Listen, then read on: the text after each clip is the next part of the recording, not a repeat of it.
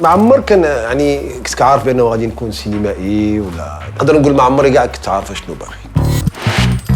يمكن ربما التعامل ديالي مع الابداع او علاقتي مع الابداع جات من اكتشاف الادباء الانجليز، على راسهم فولكنر الروائي الاقرب الي. انا بالنسبه لي السينما والحياه نفس الشيء. بالنسبه لنا السينما كانت هي الغرب، وخصوصا السينما الامريكيه كانت هي السينما، هو الفيلم المعترف به. اما الفيلم المغربي ديما حنايا كندخلوا بلا دخلنا ليه، ولا الا شفنا التلفازه فاش نضحكوا شويه، ما كيعرفوش يصوروا، ما كيعرفوش يهضروا، ما كيعرفوش يمثلوا، ولا كيهضروا بالدارجه.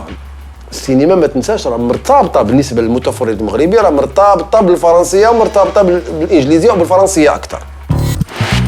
ملي كنقولوا في الفيلم هاد الشخصيه تمثل اليسار، هاد الشخصيه تمثل اليمين، هاد الشخصيه تمثل المتطرف، بعد اولا غادي نستعر هاد الكلمه اللي قالها هشام العسري في الحلقه اللي فاتت، اميه سينمائيه. انا عجبتني هاد القضيه اللي قال هشام. في اي عمل حكي او في اي عمل سينمائي لا احد يمثل احد غير نفسه. كنقولوا مثلا الشخصيه ديال عبد الله في فيلم زوق العميين يساري، وهو لا يمثل اليسار، هو عنده هو يساري. ربما كون طولنا في الفيلم شويه غنلقاوه ولا متطرف. باي حق انا كمتلقي كنحكم على داك السيد انه يمثل اليسار؟ هو شخصيه معتنق الفكر اليساري بطريقته، بمركبه النقص ديالو، بمركبه القوه ديالو، بعقده، بنفاقه، بصراحته، الى اخره.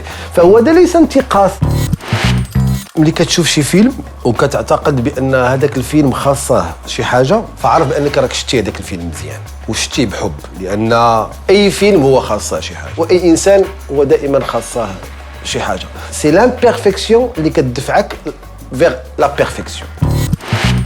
الوقع اللي خلى زوق العميين في مهرجان مراكش كان وقع ايجابي جدا، لانه انا ما نقدرش ننسى يعني ردود الافعال ديال المتفرجين يعني من جميع الجنسيات، كيفاش تعاملوا مع الفيلم وكيفاش وصلني الصدى ديالهم وكيفاش جسيت النبض ديال القاعه، لان راه مهم عاوتاني القاعه وانت كتشوف الفيلم وكيفاش كتحس. حتى تعامل اللجنه مع الفيلم كان جد ايجابي جدا. من بعد الجوائز ولا ماشي الجوائز ما نقدرش نقول لك هناك مؤامره، ولا ما تقدرش تحكم اشنو كيطرى داخل اللجنه وعلاش كتعطي لهذا وفين كيمشي التوجه ديالها، واش كاينه حسابات ولا ما كايناش حسابات، واش اللجنه كانت صادقه الى اخره. ما نقدرش نقول لك. ما تنساش حاجه اخرى، بان زوق العميين هو فيلم متجذر بشكل كبير في جذوره المغربيه. ربما كاين شي حوايج اللي ما قدرش توصل للمتلقي الاجنبي، ربما لان كاين مثلا ملي كيتعرض زوق العميين مثلا في دول اجنبيه وكنكون حاضر، كاين اللي ما كيفهمش شنو هما الشيخات يعني كاين شي حوايج اللي ربما صعيب انه يديكوديها، ولكن انا ما كنحملوش هو المسؤوليه، ربما نحملها مسؤوليتي انا، ربما اللي ما عرفتش نفكر ربما ان كيفاش ممكن نديكوديو هذيك الاشياء.